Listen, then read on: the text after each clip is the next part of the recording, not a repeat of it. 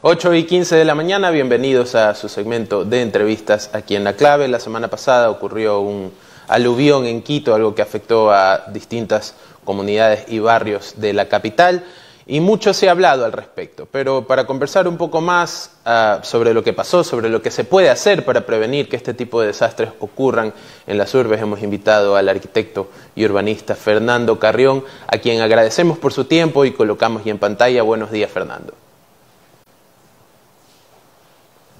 Quiero saber si me escucha. Mucho se ha hablado al respecto, pero para conversar un poco más sobre lo que pasó, sobre lo que se puede hacer para prevenir que este tipo de desastres ocurran en las urbes, hemos invitado al arquitecto y urbanista Fernando Carrión, a quien agradecemos por su tiempo y colocamos ya en pantalla. Buenos días, Fernando. Quiero saber si me escucha. ¿Me confirma? ¿Qué tal? Buenos días. Un saludo cordial a la amplia audiencia que tiene. Gracias, Fernando. Quiero saber si me escucha bien, si todo, porque me parece que hay como un problema ahí de audio. Les escucho perfecto, ningún problema. Listo. Fernando, bueno, con lo que ocurrió, he visto que ha salido en distintas entrevistas a conversar al respecto. Aquí estuvo alguien que pertenece al área de riesgos, a una organización que se preocupa de eso, y una de las cosas que me sorprendió es que, a pesar de todo lo que se ha dicho sobre el proyecto Urcupamba, él mencionaba que el proyecto no tenía nada que ver con lo ocurrido en La Gasca. Quisiera saber si usted opina igual. No, en absoluto, tiene mucho que ver, porque si bien en el gráfico que se ha difundido está en dos espacios distintos, el caso del Pichincha tiene que ser comprendido bajo lo que es un ecosistema y queda relativamente cerca, de tal manera que si se produce una deforestación en esa zona, como está previsto en el proyecto obviamente que eso modifica el ambiente y por lo tanto modifica los caudales de lluvia. Gran parte de los problemas que se está viviendo no solo en Quito, en el Ecuador y en el mundo proviene del cambio climático, y el cambio climático justamente es parte de este tipo de cuestiones de deforestación, por ejemplo. Ok, y tomando en cuenta lo que menciona el cambio climático, ¿qué debe hacer Quito para evitar que estas cosas sucedan o que tengan este impacto, ¿no? Gente que ha perdido todo lo que tenía, negocios, hogares.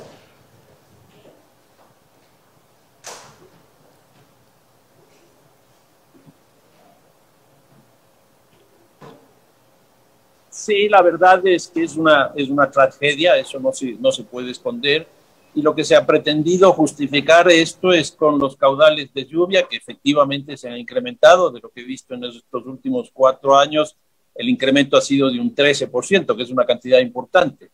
Pero lo que se debió haber hecho es exactamente igual al incremento de la pluviosidad, pues establecer los embalses, los diques, que vayan de forma relativa a lo que ha ocurrido, y desgraciadamente eso no ha pasado.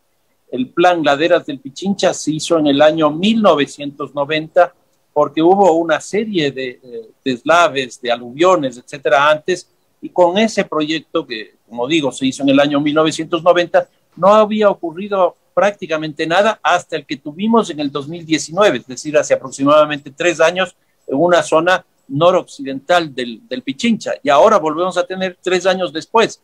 ¿Qué es lo que pasa? Durante un tiempo funcionó esa propuesta, no se hizo el mantenimiento, no se hizo la ampliación, no se hizo la adecuación a las nuevas condiciones, y los resultados están a la vista. ¿Y de quién es la culpa de que eso no se haga? ¿De la administración municipal?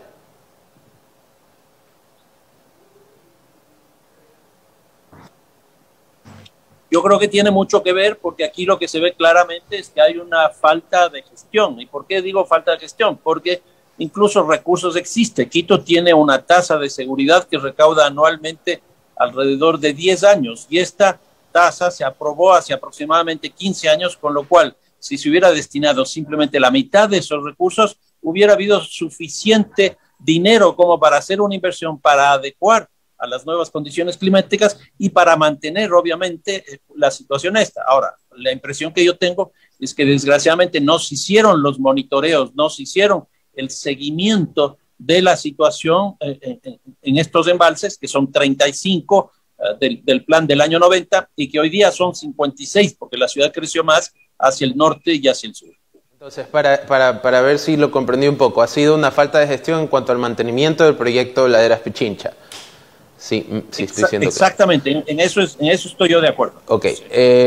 Fernando, usted estuvo como asesor en la gestión, no sé si llamar breve o no, del exalcalde Jorge Yunda, justamente para estos temas. Quisiera saber si en ese momento usted les hizo llegar esto, me imagino que sí.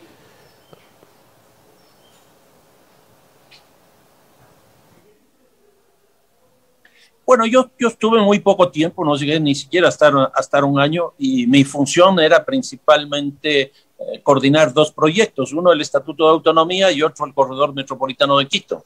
Pero, por ejemplo, en el caso del Corredor Metropolitano de Quito, ahí se identificaron un conjunto de edificios vacíos que yo creo que podrían ser muy útiles en el momento actual para hacer reubicación de personas de zonas de alto riesgo. Habían 110 edificios vacíos. Para empezar, pongo un ejemplo, el caso del Ministerio de Economía y Finanzas, que queda muy cerca de la Universidad Central, que podría ser perfectamente adecuado para vivienda o, en su defecto, para generar una especie de centro comercial, como existe en el centro histórico, para los vendedores que existen en las calles. Yo creo que aquí lo que falta, como reitero y dije hace un momento, es gestión, y creo que eso podría incluso con la reubicación generarse cosas bastante interesantes. Bueno, la verdad es que muy interesante lo que menciona, ¿no? Que hayan encontrado edificios vacíos en el corredor occidental. Ahora, si bien es cierto, tenemos ahora un alcalde que es relativamente nuevo, ¿cómo vio usted la respuesta del municipio ante el aluvión?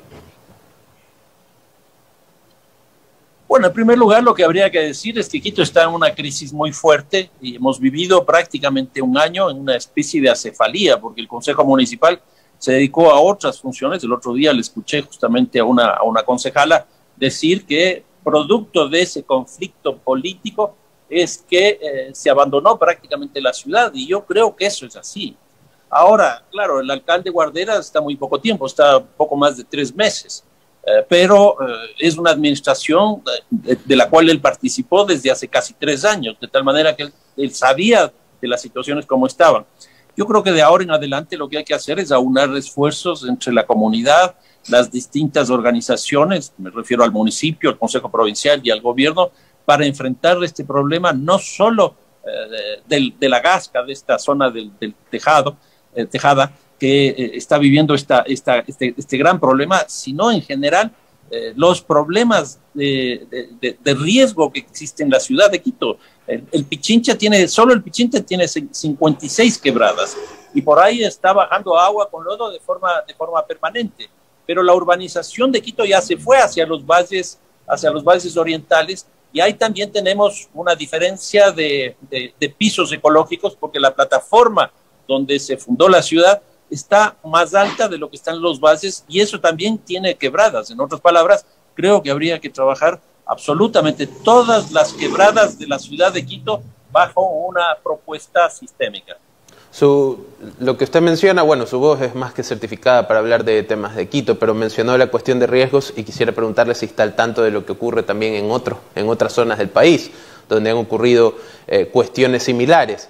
¿Cree que también hay, digamos, una carencia en la cuestión de riesgos a nivel nacional? Sí, sin duda. Por ejemplo, el caso de Quito, el crecimiento de la urbanización que se produce en los años 70 por el boom petrolero, lo que produjo fue el aparecimiento de los barrios periféricos. El caso de Guayaquil con los suburbios es un fenómeno anterior, y distinto, pero también que genera riesgos muy fuertes, porque en el caso de Quito es alrededor del Pichincha, en el caso de Guayaquil, por ejemplo, es a partir de todo el sistema hídrico que tiene y la construcción de esa especie de palafitos que se han hecho y se siguen haciendo en las zonas del suburbio. Incluso como forma de tratamiento, en el caso de Quito, lo que se hicieron fue tapar quebradas, y en el caso de Guayaquil lo que se ha hecho es rellenar también. Y eso va modificando los ecosistemas y va generando obviamente muchísimos problemas. La verdad es que ha sido una entrevista muy enriquecedora, Fernando. Quiero dejar abierta la invitación para una siguiente vez. Muchas gracias por estar aquí en La Clave. No, muchísimas gracias a ustedes y les deseo lo mejor.